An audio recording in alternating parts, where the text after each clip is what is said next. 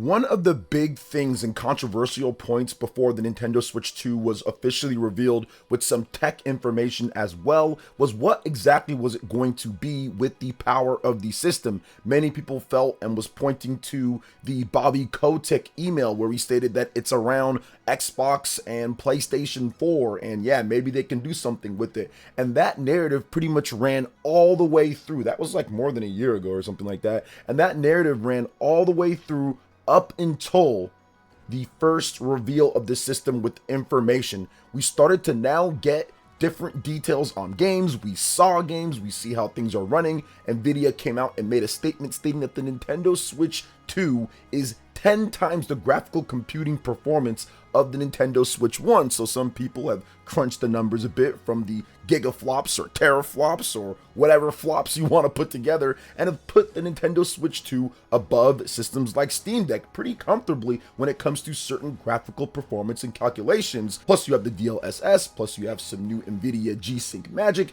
and all sorts of stuff that can cause games to go up to 120 frames per second, obviously 4K. Clearly most games in terms of graphical intense games won't be hitting all the highest numbers, but at the end of the day, it's a considerable step up above what we've had with the Nintendo Switch 1, and clearly it seems like it's a step above what we have with the PlayStation 4 and the Xbox One, which many people felt would not be the case. Now, there was some details and other things coming out stating that maybe it's a Series S, and people immediately shot that down on my live streams and also on Twitter, social media. We've had countless people say that it's not going to be that, but I think that Street Fighter 6, in addition to many of the other games that are being shown off, now we have graphical comparisons that are going up. It proves exactly what I was saying about the Nintendo Switch 2 power. You cannot simply take some leaked specs or what's happening there and do a one-to-one comparison because the Nintendo Switch 2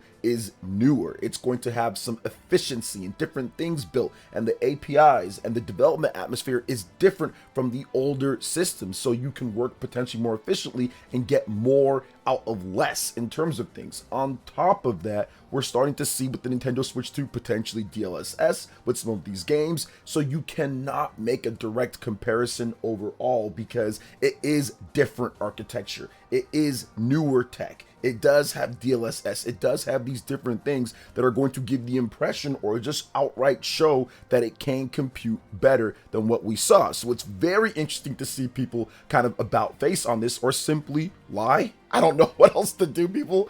I've seen writers for like Windows Central and stuff just straight out say that it's not better despite not even knowing or even giving any type of evidence or comparisons to back up what they're saying. So it does seem like Nintendo actually getting up to the times or getting up to where the other systems are, or even just around there, has spooked people that essentially don't like Nintendo in the first place, which is okay. You don't have to like Nintendo if you don't like their games or don't like them as a company or whatever. You don't have to, but you also don't have to lie about it or continue to push the denial that it's not something towards on the level or better, because clearly it is at this point based off of what we've seen. And like I said, Street Fighter 6, which you guys have been seeing, shout outs to the person who did this. He's actually pretty efficient. I don't know how to say his name completely, but he's really good at these comparisons and everything. Shout outs to him. Have his channel link in the description. You guys can watch them. Street Fighter 6 shows improvement over what we have on the PlayStation 4 and even shows better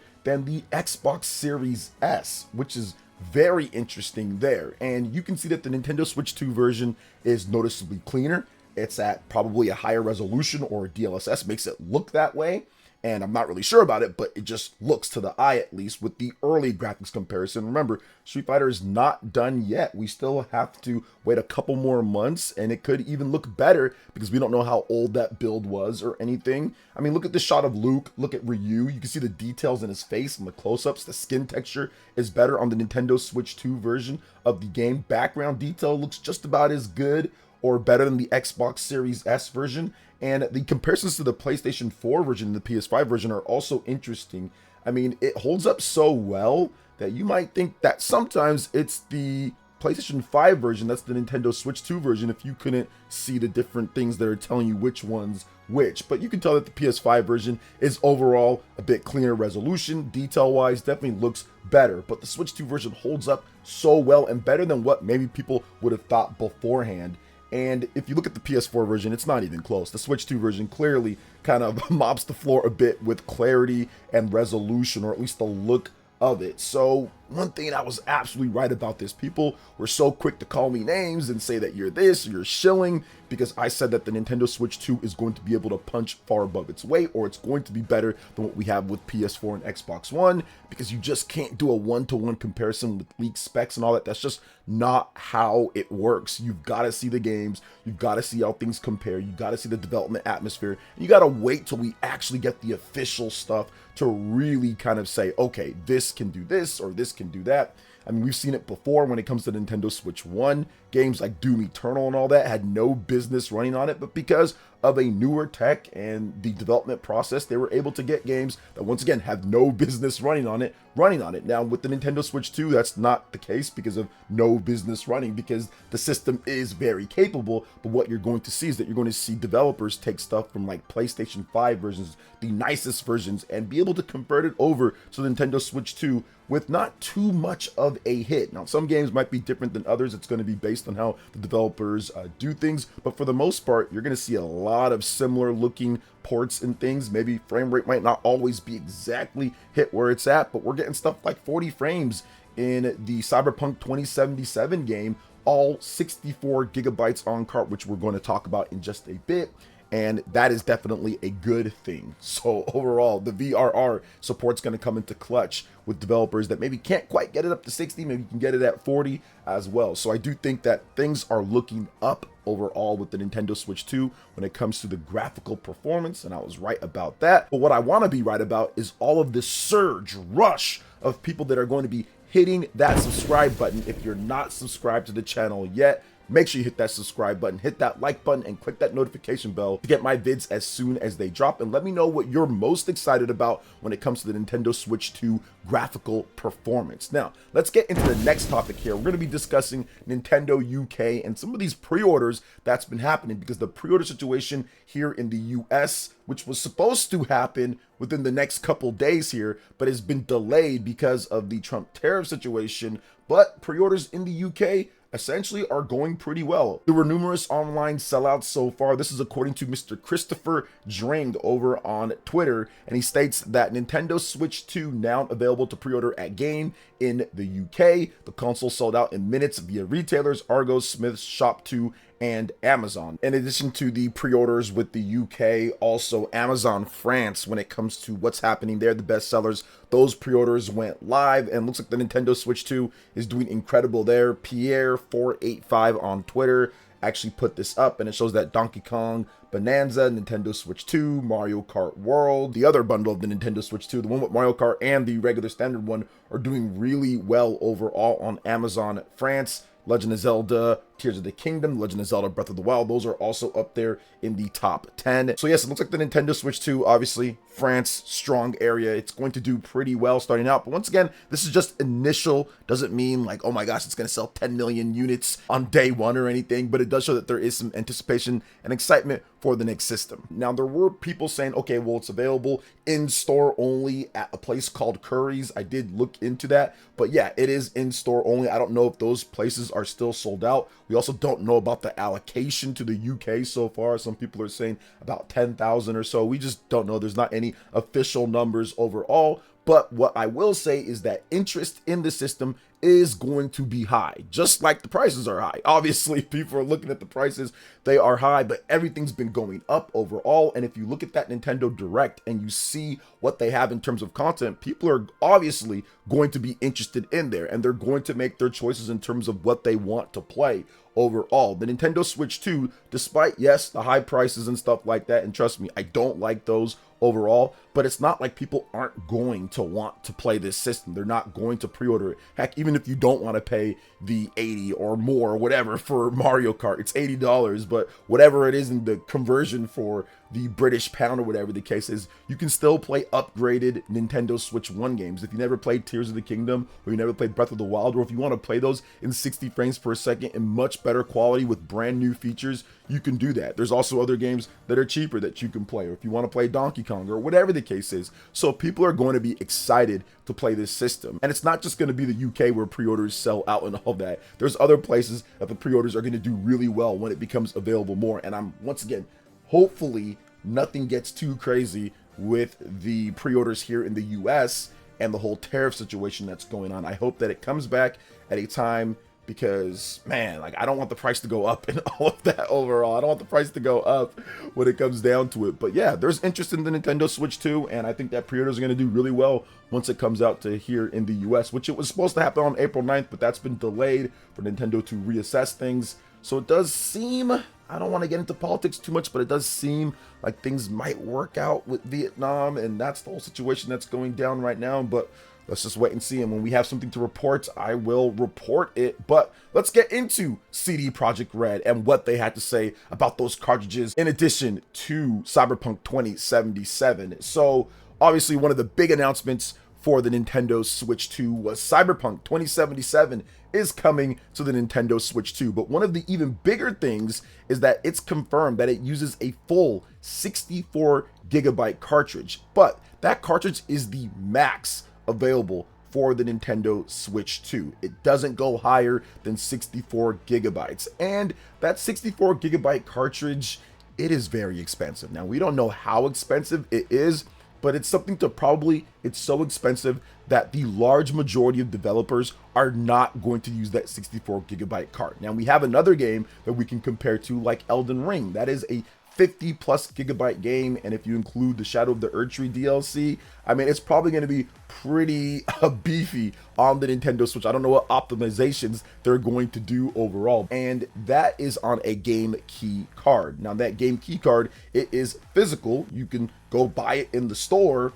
but it doesn't actually have the full game on there. It's not using a 64 gigabyte cartridge like CD Projekt Red's Cyberpunk 2077. Essentially what you do is that you get that game key card. It has a little bit of data. It's like a key that unlocks the download when you put it into your system, but it operates like a physical game because you can actually buy and sell that game key card. Unlike a code in a box, that's a one-time use tied to your account. This isn't when it comes down to it. So some developers are going to opt for that. Some developers are just going to opt for digital only as well. I mean, I think that we're going to see that, but Cyberpunk has actually came through with a 64 gigabyte cartridge, and they've actually showed off some new screenshots as well. One of the interesting things that was revealed from it, if you missed it, I think in one of my other videos or my live streams, they talked about how the build that they showed was a 7-week-old build. Not that it's been being worked on for 7 weeks, but it's a 7-week-old build. So they still have more optimizations and more things they can do to get the game looking and performing better.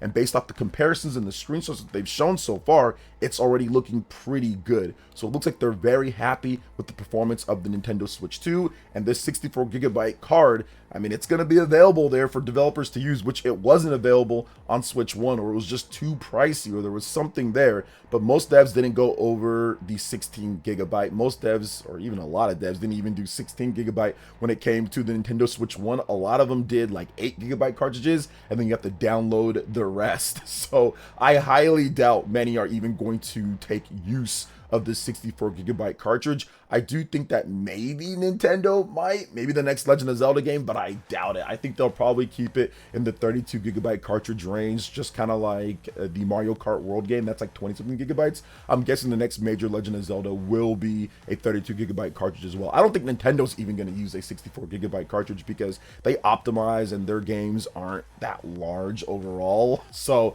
I don't think it will be, but yeah, we do know that that's the max. We do have some new screenshots of Cyberpunk 2077, and it's looking good when it comes to the third-party support so far. This blows away Nintendo Switch 1 from what we're seeing. But what do you guys think? Let me know in the comment section. Next up, we got some more information on the Nintendo Switch 2 sticks when it comes to the Joy-Cons and stick drift. What's happening there, right? That was a huge problem on the Nintendo Switch 1. Has Nintendo fixed it? Well, it does seem like they have. According to an interview, VGC got to chat with the Nintendo representative and asked them about the system and the durability and the Joy-Cons and the drifting, and here's what they had to say. It was short and sweet, but I have some more information to add to that. Quote, the control sticks for Joy-Con 2 controllers have been redesigned and have improved in areas such as durability. So they didn't say Hall effect joysticks, but I'm going to tell you guys right now, based off the information that's available from the leaker who actually showed a real Nintendo Switch 2 unit and tore that baby down, there is absolutely Hall effect joysticks in there. So the Hall effect is going to help to where it doesn't drift with the durability, with the potential of getting dirt or getting something inside of there and causing it to mess up. Apparently the Nintendo Switch 2 Joy-Cons, or the Joy-Con 2s, have that Hall effect built in. So that is definitely a good thing, and that's based off of the leaker. Now, Nintendo might not say Hall effect joysticks and all that, but they did have a patent for their own like Hall effect joysticks or Joy-Cons or whatever the case is. So it looks like that is a go, which is absolutely a great thing because so many people were affected with the Joy-Con stick drift. Now, I think I got it on my base first Nintendo Switch Joy-Cons. I did get it on there. I sent it in on the left Joy-Con. I sent it into Nintendo. They fixed it and sent it back, and it pretty much has worked flawless since then. I think I got a little bit of Joy-Con drift or stick drift on my Xenoblade Chronicles 2 Pro controller, and I might have it on another one, but for the most part, most of my Joy-Cons have worked great. I just started using a fresh gray pair of Joy-Cons because my son bit the Joy-Con analog nub, not completely off, but like the padding on the top. He bit it off of my white Nintendo Switch OLED Joy-Cons that I've been using since 2021. So I have a fresh pair that I'm using now,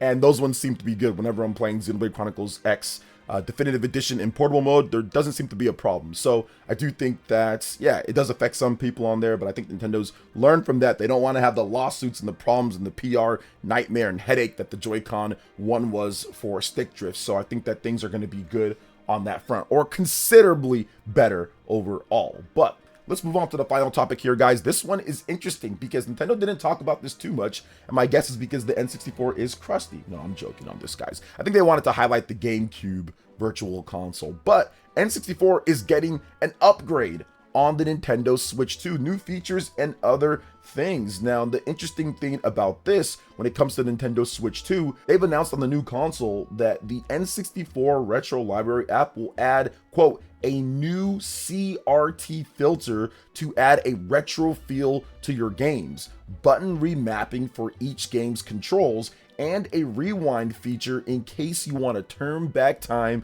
and undo a mistake. Now, we don't know if those same features will be coming to the Nintendo Switch 1 app for N64 Online, but clearly if it doesn't, that might show that the Nintendo Switch 2 clearly can push some different type of things or features or availability of power that the Nintendo Switch 1 just didn't have access to because it doesn't have the strength for, or because they found out something new with the Switch 2 hardware and everything. And yeah, some people were wondering why they didn't talk about this, but I think it's because they wanted to highlight or emphasize the GameCube Nintendo Switch Online, which is exclusive to the Nintendo Switch 2, which I didn't think at first. Was like, oh, okay, it's going to be GameCube for both, but it looks like it's going to be exclusive to Nintendo Switch 2. So I think that's the reason why they didn't talk about this too much, because they want people focused on GameCube. Hey, look, buy the new system for the GameCube stuff overall. But yeah, it's definitely a good feature. But as many of you guys know, or maybe some of you guys don't know, I'm not the biggest fan of the Nintendo 64 overall, but I will agree that the Nintendo 64 does have some awesome experiences, and this is a great feature for people who do like the Nintendo 64 overall. Now, I'm looking forward to the GameCube and the games that are coming there. I think stuff like Beautiful Joe 1 and 2, Skies of Arcadia. Obviously, there's going to be Path of Radiance and more. It is going to be epic when it comes to the Nintendo Switch 2 and the games that GameCube could bring to the system from the third-party developers in addition to Nintendo themselves. But for right now, yeah, N64, it's going to get an update too. So just another reason why the Switch 2 is going to be pretty nice for retro fans if they want to be able to access this app and play the games. And of course, the new stuff as well with the GameCube and other games that are going to come. So what do you guys think overall? There was a lot of information and details to go over, so let me know what you think about everything in the comment section below. All right, guys, that wraps it up for this video here. Thank you so much for watching. I do appreciate it. Please make sure you hit that like button, subscribe if you're someone new, click that notification bell, and check out my other Nintendo Switch videos, like this video going over the Nintendo Switch 2 cart situation with upgrades, or why I sold my Steam Deck for the Nintendo Switch 2. We'll see you guys for the next one.